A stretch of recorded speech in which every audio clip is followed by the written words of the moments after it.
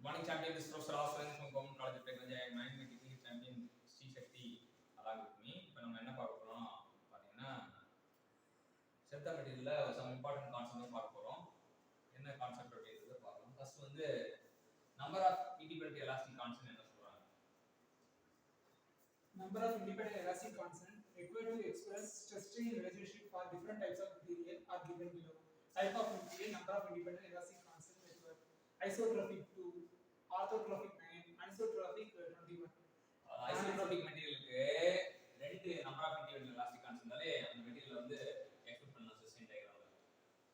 இந்த அதுக்கப்புறம் பாத்தீங்கன்னா ஆர்த்தோட்ரோபிக் வந்து 9 இருந்தா இது பண்ணலாம். அனிசோட்ரோபிக்கு 21 தேவைப்படுது. இது இண்டிபெண்டன்ட் எலாஸ்டிக் கான்ஸ்டன்ட்னா வந்து இப்படி சொல்றாங்க. அதே வந்து பாத்தீங்கன்னா நமக்கு total number of elastic constant எவ்வளவு அப்படிங்கிறது ஒரு கேள்வியா இருக்கும்.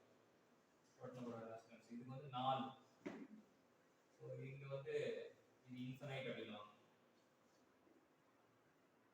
இது கூட சில சமயம் கேட்பாங்க அப்படின்னு தெரியும். அடுத்த क्वेश्चन கேக்குறேன். Sulfate deformation deformation வந்து ரெண்டு deformation இருக்கு. axial deformation, sulfate deformation. sulfate deformation வந்து WL by 2A.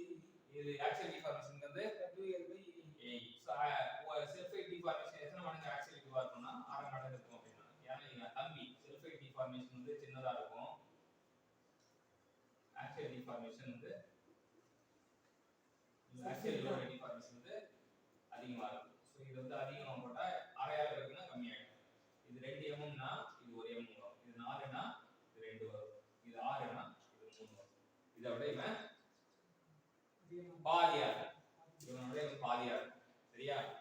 அதான் வந்து இந்த சல்ஃபேட்ல வந்து நம்ம தெரிஞ்சுக்கிறது. சல்ஃபேட் வந்து எப்பவுமே சல்ஃபேட் லோடிங்னால பாதி டிஃபார்மேஷன் நடக்கும். Actual load deformation. சோ நீங்க ரெண்டு கான்செப்ட் தெரிஞ்சுக்கிறோம்.